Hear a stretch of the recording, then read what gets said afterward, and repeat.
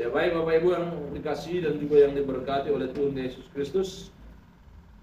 Firman Tuhan pada ayat yang ke-45, ya, maka ia akan menjawab, aku berkata kepadamu, sesungguhnya segala sesuatu yang tidak kamu lakukan untuk salah seorang dari yang paling hina ini, kamu tidak melakukannya juga untuk aku.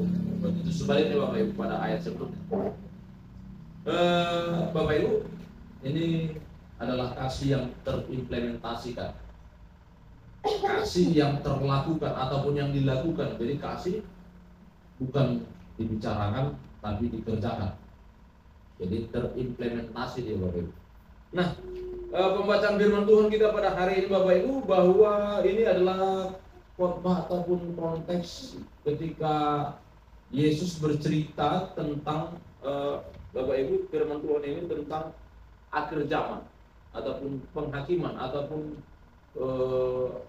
bisa kita katakanlah seperti kiamat lah, mungkin kira-kira begitu. Nah, Bapak Ibu, kalau kita perhatikan ya, pembacaan Alkitab kita ini diceritakan ada pengelompokan, ya. Dan kelompoknya ini Bapak Ibu ternyata tidak seperti yang kita pikirkan, ya kan? Kalau saya memahami Bapak Ibu, ini kelompoknya agak sedikit berbeda ini dengan kelompok apa yang kita pikirkan, ya. Bukan antara orang baik sama orang jahat ini, bukan Bapak Ibu. Ini sama-sama umpamanya kelompoknya antara domba dan kambing, ya. Domba dan kambing ini Bapak Ibu mirip ini, ya. Sama-sama hewan berbulu, sama-sama makan rumput. Kalau istilahnya ini satu opung ini, kira-kira begitu lah ini. Nah Bapak Ibu, ini yang hal yang menarik yang ingin saya katakan, bahwa ternyata walaupun kelihatannya sama tapi beda gitu. Kelihatannya ini sama Bapak Ibu, antara domba dan kambing ini Bapak Ibu, harganya pun kalau kita beli ataupun kita jual nggak pada jauh-jauh kali bedanya. Tetapi Alkitab kita mencatatkan Bapak Ibu bahwa ternyata ada sebuah perbedaan yang jauh. Satu di sebelah kanan, satu di sebelah kiri. Satu akan diberkati, satu akan mendapat musibah. Begitu. Nah, Bapak Ibu dikasihi dan juga yang diberkati oleh Tuhan Yesus Kristus, hal inilah yang mau saya katakan, ataupun hal ini yang mau saya sampaikan, bahwa ternyata bisa saja seolah-olah kita ini seperti domba. Bisa saja seolah-olah mereka itu seperti domba, tapi ternyata kambing. Ya kan? Bisa saja seolah-olah, ya kan? Lalu apa yang membedakan Bapak Ibu antara saya dengan dia, antara kita dan mereka? Apa yang membedakan sehingga Bapak Ibu kita bisa yakin bahwa kita ini adalah domba-dombanya Allah? Nah Bapak Ibu dikasihi dan juga yang diberkati oleh Tuhan Yesus Kristus. Ya. Kalau mau kita lihat di sini, domba dan kambing ini seperti yang saya katakan tadi, ya, ini hampir-hampir mirip, tetapi secara umumnya ini memiliki beda karakter Bapak Ibu. Kalau domba itu biasanya kemana yang di depan dia akan ngikut itu. Itu yang kebiasaan domba Bapak Ibu.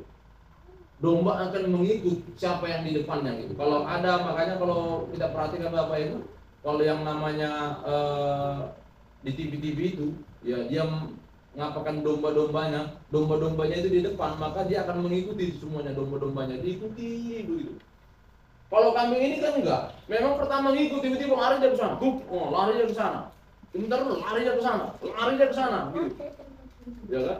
Apa yang mau dikatakan di sana Bapak Ibu, bahwa ternyata ini adalah perbedaan yang cukup jelas walaupun sama gitu. Ada kesamaan antara domba dan kambing. Nah, ini menjadi sebuah catatan di dalam keyakinan kita, bagaimana kita dapat memahami apakah kita menjadi pengikut Kristus yang mengikutinya atau kadang-kadang masih mencela-mencelik. Ya.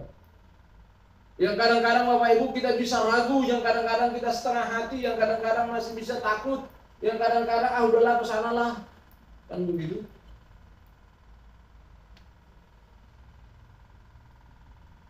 Bapak Ibu dikasih oleh Yesus Kristus, yang pasti Alkitab kita ini menceritakan bahwa nanti akan ada pengelompokan. Ini kelompok kambing sebelah sini, yang sebelah sini kelompok domba, kan begitu. Dengan jelas Bapak Ibu di sana dia akan terjadi pemisahan. Karena apa Bapak Ibu? Ternyata Bapak Ibu, ternyata apa yang disebut, apa yang dimaksud dengan kelompok domba, apa yang disebut dengan kelompok kambing ini sangat jelas Bapak Ibu. Dicatatkan di dalam Alkitab kita. Kalau kelompok domba, ini yang saya katakan tadi Bapak Ibu, dia adalah orang yang mengimplementasikan ataupun mengerjakan apa yang disebut namanya kasih. Ya kan? Apa yang disebut namanya kepedulian, apa yang disebut namanya keprihatinan. Ya. Kalau bisa kita lihat di sini Bapak Ibu pembacaan firman Tuhan yang sudah kita baca. Ya. Sebab ketika aku lapar, kamu memberi aku makan. Ya kan? Ketika aku haus, kamu memberi aku minuman. Ketika aku orang asing, kamu memberi aku tumpangan. Ketika aku telanjang, kamu memberi aku pakaian. Ketika aku sakit, kamu melawat aku.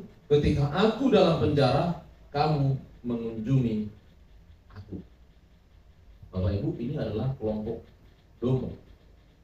Kelompok domba yang mau kita katakan bahwa ternyata mereka melakukan aktivitasnya sehari-hari dipenuhi dengan rasa peduli. Ya. Namun Bapak Ibu, di dalam zaman yang serba canggih pada saat ini, menolong orang ini bukan perkara yang mudah Bapak Ibu. Jangan anggap, wah menolong orang gampang. Kalau ditanya dalam 1 minggu ini, siapa yang udah kita tolong? Masuk dalam 1 bulan, siapa yang kita tolong dalam 1 bulan? Orang ya, bukan keluarga. Kalau suami bukan nolong, namanya keharusannya itu. Kalau istri ya memang harus begitu. Orang, kan ini ceritanya orang lain ya ini. Siapa yang kamu tolong dalam 1 bulan? Siapa yang kamu tolong dalam 1 tahun? Siapa yang kamu tolong Bapak Ibu? Ini menjadi sebuah hal yang menarik bahwa ternyata orang Kristen itu bahwa memang harus memiliki kepedulian gitu. Ya. Ketika aku lapar, kamu memberi aku makan. Ya kan? Ketika aku orang asing, kamu memberi aku tumpangan. Ketika aku telanjang, kamu memberi aku pakaian. Ketika aku sakit, kamu melawat aku. Ketika aku dalam penjara, kamu mengunjungi aku. Ini adalah kelompok domba, Bapak Ibu. Itu sebabnya Bapak Ibu sekali lagi bahwa ternyata untuk melakukan dan mengerjakan menjadi orang-orang yang dalam kelompok domba ini Bapak Ibu, ini tidak mudah. Ya, tidak mudah ini Bapak Ibu. Tapi bukan berarti tidak bisa. Bisa kita lakukan. Bisa kita kerjakan. Itu sebabnya membutuhkan sebuah perencanaan, membutuhkan sebuah dirancangkan begitu Bapak Ibu. Ya, jujur Bapak Ibu, saya sangat bersukacita bahwa ketika saya dihubungi Bapak Simangunsong, pegawai lapas untuk melayani di penjara, itu membuat saya sangat senang. Dan begitu, bahwa saya boleh memenuhi firman Tuhan ini. Tinggal satu lagi yang belum. Ya ketika kamu sakit, berarti ini di rumah sakit ini kan kira-kira kayak gitu. Belum ada planning melayani di rumah sakit. Kan kayak gitu. Karena apa Bapak Ibu, ini memang harus direncanakan. Dia nolong orang pun harus direncanakan. Kalau enggak direncanakan Bapak, sampai kapanpun Bapak Ibu, jangan berharaplah, oh nanti ketemu di jalan ada orang. Bisanya itu Bapak Ibu, bisa. Tapi sekali sebulan, enggak sekali setahun. Ya kalau ketemu orang yang mau ditolong, kan kayak gitu. Apakah tidak banyak orang yang mau ditolong? Banyak. Banyak orang yang mau ditolong Bapak Ibu. Tapi karena apa? Kesibukan aktivitas kita terlena dengan kebutuhan, kita terlena dengan aktivitas kita terlena dengan kerinduan-kerinduan kita, sehingga apa Bapak Ibu? Kita lupa tentang ini. ya kan? Lupa kita dengan aktivitas kita, kerja, beribadah, ya kan? Karena satu hal yang mau saya sampaikan Bapak Ibu, ketika engkau beribadah kepada Tuhan, ketika engkau berdoa kepada Tuhan, tidak bisa mengubah apapun apa yang sudah ditetapkan oleh Tuhan, ya kan? Tidak mengubah kasih apapun terhadap Tuhan. Jadi berubah kasih Tuhan itu sama kita, enggak Bapak Ibu. Kalau manusia kan pokoknya kalau kita perhatikan dia, kita tolong dia kan, tiba-tiba pasti adalah perubahan kasihnya sama kita, kan begitu. Kalau Tuhan ini enggak Bapak Ibu. Seberapa sering kau berdoa sama Tuhan, seberapa sering kau bernyanyi untuk Tuhan, tidak mengubah cinta Tuhan kepadamu. Enggak jadi tambah banyak, enggak tadi, karena memang sudah banyak cintanya gitu sama kita. Tidak dirubah, tidak bisa dirubah itu gitu. Tetapi ketika kita melakukannya, ketika kita mengerjakannya, itu akan menambahkan cinta kita sama Tuhan. Kalau Tuhan itu udah penuh cintanya. Tapi apakah cukup? Kalau kita mencatatkan Bapak Ibu, ternyata itu tidak cukup. Bahkan itu bisa dikatakan Bapak Ibu, itu hanya ekspresi kita menunjukkan rasa cinta kita kepada Tuhan. Tetapi kalau untuk mengerjakan firman Tuhan bukan itu. Mengerjakan firman Tuhan ya ini tadi, rasa kepedulian ini tadi. Sementara kita disibukkan dengan aktivitas kita disibukkan dengan pekerjaan kita, menolong orang yang dikehendaki oleh Tuhan, kita jadi lupa. Nah, untuk itu di sini Bapak Ibu dikasih oleh Yesus Kristus. Firman Tuhan ini menjadi sebuah hal catatan yang sangat menarik dan juga menjadi pedoman bagi saya Bapak Ibu untuk boleh tetap berjalan ya di dalam gereja kita. Bahkan karena memang belum ada waktu dan kesempatan, tetapi dalam waktu yang akan datang kita akan programkan, kita akan mengadakan bakti sosial. Menolong orang Bapak Ibu bukan harus banyak ya, seperti yang sudah beberapa kali kita lakukan. 5.000 pun menolong orangnya, 1.000 pun menolong orangnya. Karena apa? Menolong orang itu bukan, nggak ada kata yang terlalu banyak, nggak ada kata yang terlalu sedikit. Uang 1.000 nggak kesekitan untuk menolong orang, untuk melakukan firman Tuhan. Uang 1 miliar pun nggak kebanyakan untuk menolong orang dan untuk menunjukkan kasih kita kepada Tuhan. Karena tidak ada uang terlalu banyak, tidak ada uang terlalu sedikit. Nah, untuk itu di sini Bapak Ibu, ya, saya tidak berada pada zona untuk menghakimi, tapi saya mau mengajak kita untuk mengintrospeksi apa dan bagaimana kita pada saat ini. Jangan kita terlena Bapak Ibu, sehingga nanti tiba waktunya kita rupa-rupanya berada pada kambing. Kan begitu, kita anggap kita ini sama, rupanya enggak Bapak Ibu. Ya kan? Rupanya enggak, kita sudah berada pada kambing, bukan berada domba lagi kita. Kita sudah berada pada kambing. Karena apa? Kita lupa, sibuk dengan keperluan dan kebutuhan kita. Nah, untuk itu di sini Bapak Ibu dikasih oleh Yesus Kristus. Firman Tuhan mau mengajak kita untuk mengimplementasikan, untuk boleh mengerjakan firman Tuhan itu. Ya. Kalau memang bisa kita lakukan secara pribadi, puji Tuhan. Kalau memang bisa kita lakukan secara bersama-sama, puji Tuhan. Tetapi apapun kondisinya, apapun situasinya, melakukan firman Tuhan ini adalah yang dikehendaki oleh Allah. Yang dikehendaki oleh Allah Bapak Ibu. Itu sebabnya boleh kita lihat kembali Bapak Ibu, bagaimana karakteristik domba, bagaimana karakteristik kambing. Domba itu sekali lagi Bapak Ibu adalah termasuk hewan yang paling menurut. Tarik sana ke sana itu. Kalau kambing masih mau melawan di Bapak Ibu. Ya, dengan argumen-argumennya, dengan pemikiran-pemikirannya, dengan kebutuhan-kebutuhannya. Tapi kalau domba Bapak Ibu, bisa kita lihat, domba jarang sekali Bapak Ibu dia kurus. Ya kan? Domba jarang kurus Bapak Ibu. Karena apa? Ditarik kemarin, ikutnya itu Bapak Ibu, makan dia, ditarik ke sana dia, makan dia di sana.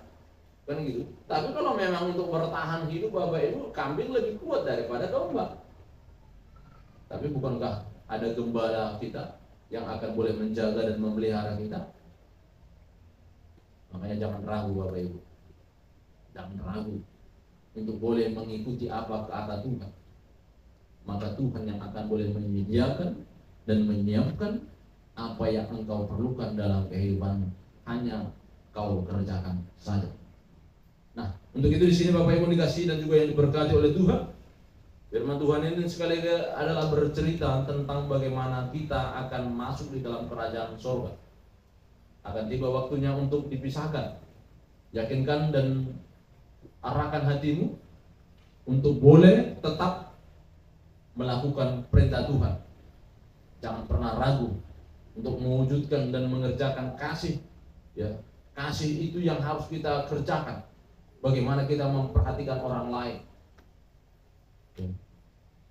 Ketika engkau melakukan kepada salah satu orang yang paling hina ini, orang yang paling lemah ini, kau sedang melakukannya untuk Tuhan. Jadi ketika kau menolong orang Bapak Ibu, supaya tidak gusar hatimu, yakinkan bahwa ternyata kau mengerjakannya itu, kau sedang menolong Tuhan. Kau sedang menolong Tuhan. Maka ketika kau menolong Tuhan, tidak akan ada rasa kecewa, kau tidak akan ada rasa malas, kau tidak akan ada rasa bagaimana ini, nggak ada. Ya. Nah, biarlah kiranya pada malam hari ini Bapak Ibu saya teringat dengan cerita Pak Petrus ketika dia mau ke Siantar, keretanya mogok, ya kan?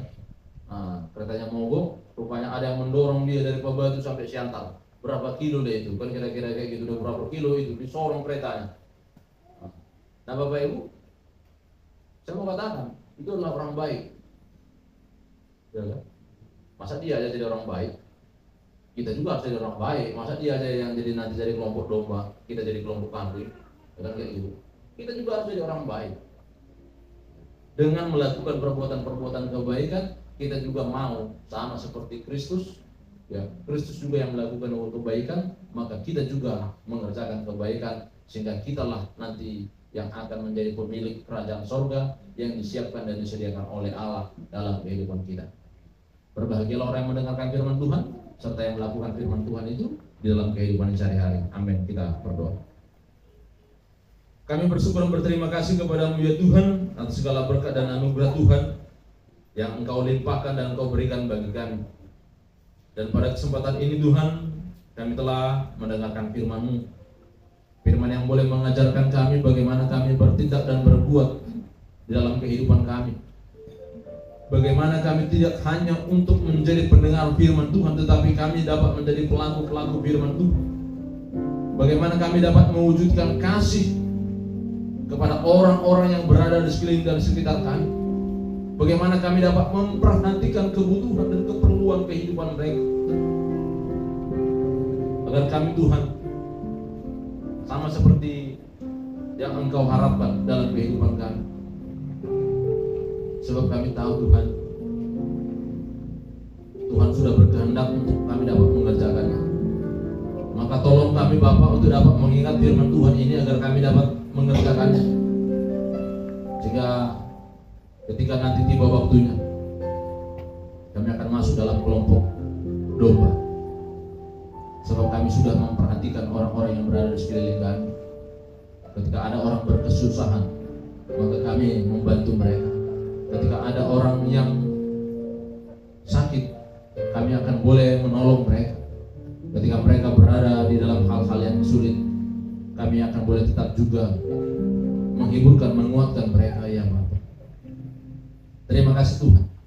Dan biarlah kiranya pada hari ini segala sesuatu yang telah kami dengar, segala sesuatu yang telah kami terima, kami akan boleh lakukan itu.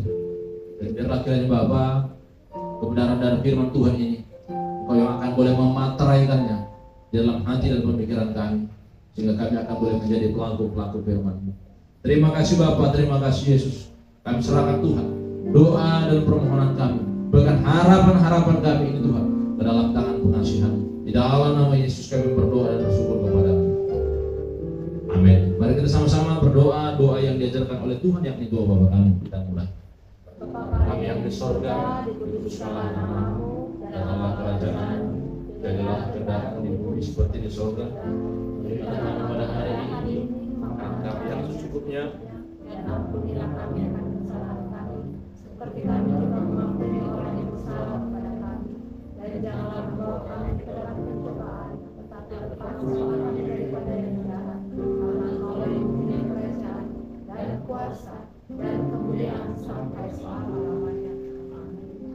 Aku berkata kepadamu, sesungguhnya segala sesuatu yang kamu lakukan untuk salah seorang dari saudara yang paling hina ini, kamu telah melakukannya untuk aku.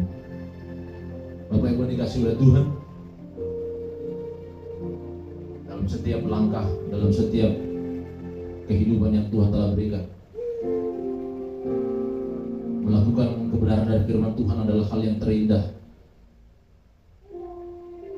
Sebab dengan melakukan firman Tuhan, engkau akan boleh dikuatkan.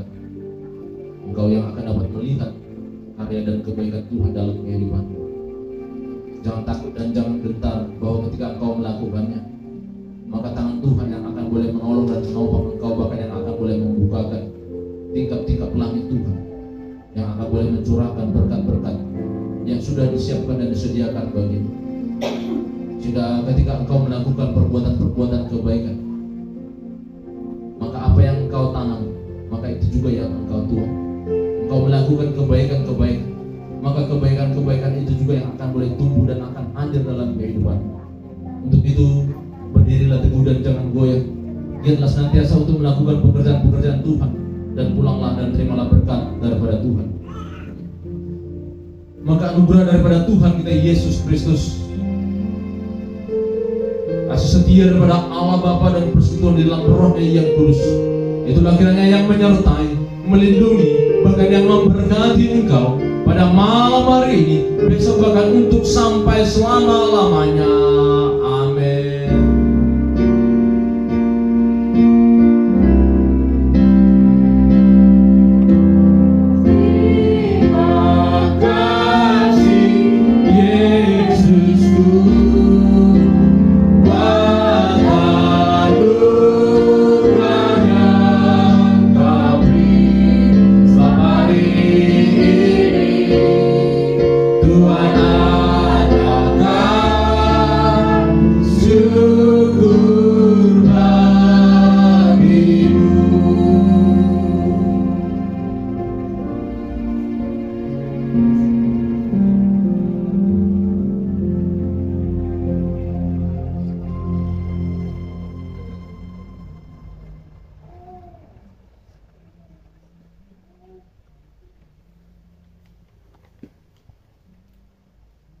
Amin. Salam buat semuanya.